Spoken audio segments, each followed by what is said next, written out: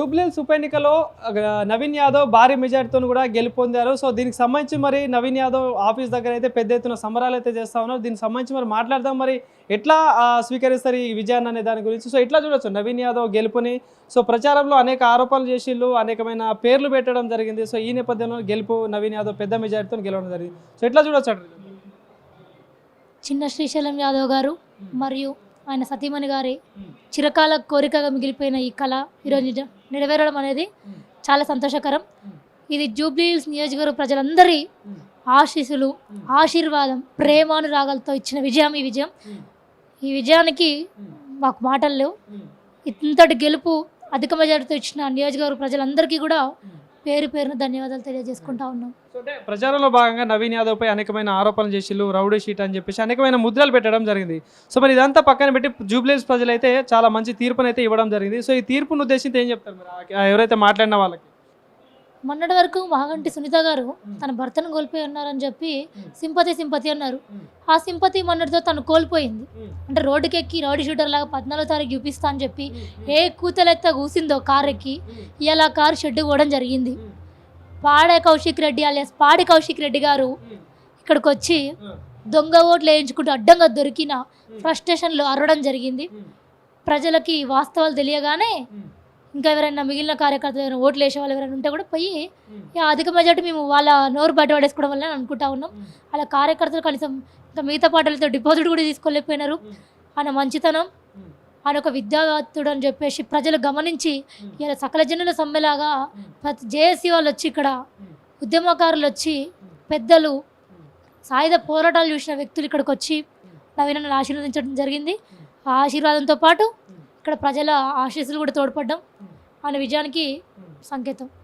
అంటే ఇప్పుడు గెలుపును ఉద్దేశించి కూడా కొంతమంది కొన్ని రకాలుగా మాట్లాడుతాం. డబ్బు వల్లనే గెలవడం జరిగింది, అధికార దుర్వినియోగం చేసిళ్ళు అని చెప్పేసి అనేక రకమైన మాటలు అయితే మాట్లాడుతున్నారు. సో ఈ మాట్లాడిన వాళ్ళకి ఏం చెప్తారు? ఇందాక కూడా మేము కూడా ప్రెస్లో చూసినట్టయితే బై ఎలక్షన్స్ వారి చేతిలోనే, అంటే మరి గతంలో జరిగిన మునుగోడు ఎలక్షన్స్ వారి చేతిలోనే ఉంటుండేనా? అయితే వేరే వాళ్ళు గెలుస్తుండే ఆ రోజు. మరి వాస్తవానికి ఆ రోజు గెలిపెట్టు పోయింది. సో అయాల రాజగోపాల్ రెడ్డి గారు గెలిచేడుండే, వాళ్ళు దొంగొట్లడం వల్ల గెలుపు హయమయం అయిపోయింది. సో ఈరోజు అట్లేం జరగలే. రేవంత్ అన్న గారి ఆధ్వర్యంలో రాష్ట్ర ముఖ్యమంత్రి గారి కోరిక మేరకు, ఆదేశాల మేరకు నీతిగా నిజాయితీగా ఓటర్లు ఇక్కడి నుంచి షిఫ్ట్ అయిన వాళ్ళు కూడా ఈ ఎలక్షన్స్లో అక్కడ బీఆర్ఎస్ నాయకులకి బుద్ధి చెప్పాలని చెప్పి బస్సులు కట్టుకొని వస్తే వాళ్ళని కూడా దొంగ ఓటర్లు అని చెప్పేసి ఉన్న కార్యకర్తలను కూడా దూరం చేసుకుని దిక్కుమాలిన పార్టీ ఏదైనా ఉందంటే అది బీఆర్ఎస్. సో అంత దిక్కుమాలిన మాటల గురించి ఇప్పుడు మాకు మాట్లాడే ఓపిక లేదు, మాకు అంత అవసరము లేదు. మేము ఘన విజయం చేసుకుంటా ఉన్నాం, సంబరాలలో ఉన్నాం. దయచేసి ఆ దిక్కుమాలిన చెత్త అంతా తీసి మా గేట్ దగ్గర పెట్టకురి, క్రాకర్స్ కాలుస్తున్నా ఆ దుమ్ములో కొట్టుకోపోతాయి అంతే. సో ఎట్లా చూడొచ్చు? అంటే 6 గ్యారెంటీలు అమలే చేయలేదు, కాంగ్రెస్ పార్టీ ప్రజాపాలన అందియట్లేదు అని చెప్పేసి అనేకరమైన ఆరోపణలు చేయడం జరిగింది. అదేవిధంగా బుల్డోజర్ పాలన వస్తుంది, కాంగ్రెస్ పార్టీ కోటేస్తా అని చెప్పేసి చాలా రకాలుగా మాట్లాడింది. సో మరి ఎట్లా చూడొచ్చు అంటే ఈ అన్ని మాటలు చూస్తుంటే? ప్రజల కడుపు కొట్టి గత 10 ఏళ్ళు గద్దె మీద కూర్చొని తిన్నరు, తాగిర్రు, ఎగిరిర్రు, తైతక్కలాడిర్రు. వాటన్నిటినీ ప్రజలు చూసి కడుపులో పెట్టుకుని ఒకటేసరికి అక్కిర్రు. సో ప్రజలు అవగాహనంగా చైతన్యవంతులై ఈరోజు నిలిచి అందరూ కూడా నవీన్ యాదవ్ గారి గెలని కంకణం కట్టుకొని మరి వచ్చి ఓటేసినారు. ఇంకా బుల్డోజర్లు, లారీలు, టిప్పర్లు అన్నీ మీ కారణకల్లా షెడ్డుకు పోయినాయి.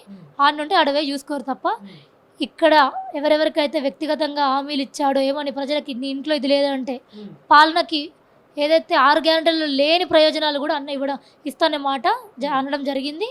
సో అటువంటి మా వదిన గారు కావచ్చు, అన్నగారు కావచ్చు ఇచ్చిన అన్ని గ్యారెంటీలు కూడా ఎవరికైతే వ్యక్తిగతంగా ఇంట్లో ఆర్థిక పరిస్థితి బాగానే వాళ్ళు కూడా అందరికీ కూడా సహాయం చేస్తామని మాట ఇవ్వడం జరిగింది ప్రచారంలో భాగంగా. సో అవన్నీ కూడా మేము నెరవేర్చుకుంటూ ఉంటాం. వాటన్నిటిని కూడా ప్రజలు చూసి మాకు ముందు ఇంకా పై అవకాశాలు ఇస్తారని చెప్పి కూడా మేము సంతోషం వ్యక్తం చేస్తాం. పార్టీ పరిస్థితి ఎట్లా ఉండొచ్చు? అంటే కనీసం మెజారిటీ కూడా ఏమంటారు డిపాజిట్ రాని కూడా పరిస్థితి. సో ఒక పక్క గెలుపు మాదే అంటూ కూడా నాయకులందరూ ప్రచారంలో చెప్పారు. సో వాళ్ళకి ఏం చెప్తారు? ఏమంటారు దాన్ని, ఉండే చెట్టుకి కాయలున్న చెట్టుకి రాళ్ళు తగులుతాయి అన్నట్టు అటు మేము మంచిగా ఉన్నాం, మాకు ఓట్లు వచ్చినా అంతే కదా, ఇంకా రాళ్ళు తగిలిస్తావు రా పార్టీ రాళ్ళు. ఇంకా కేసీఆర్ గారి మాట ఆడొకడు మోపై మా మీద పడ్డం జరుగుతుంది. డిపాజిట్ లేకుండా కొట్టుకోవేరు, ఇంకేం విజయం? మాటకు అర్థం పరమార్థం ఉండాలి. అర్థం పరమార్థం నేను మాటలు మాట్లాడి ఇప్పటికీ జనాలు ఓట్లు లేకుండా చీకొట్టిర్రు. ఇంకా నోటితోటి కూడా వ్యక్తిగతంగా వచ్చి కెమెరాల ముందంటే ఇజ్జత్ పోతుంది. సో మీరు గెలిపిన డప్పు కొట్టుకోకుండా ఈ నుంచి దూరం జరగాల్సిందిగా కోరుకుంటా ఉన్నాం. Thank you.